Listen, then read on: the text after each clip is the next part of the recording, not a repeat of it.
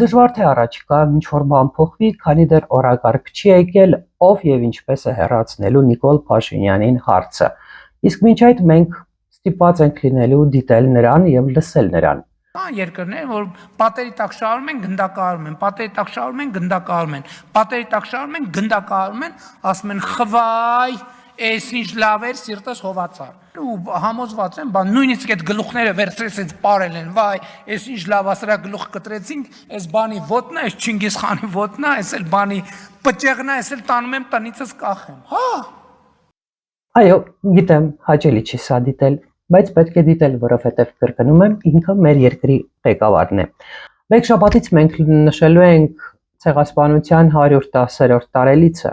Հնարավոր է, որ իսկապես Հայաստանի պատմության մեջ եղել են ավելի տխուր, ավելի դաժան պահեր, քան այսօր ենք մենք ապրում, բայց հաստատ ավելի ամոթալի պահեր չեն եղել եւ մեր պաշտոնյաները այսքան անմիտ երբեք չեն եղել։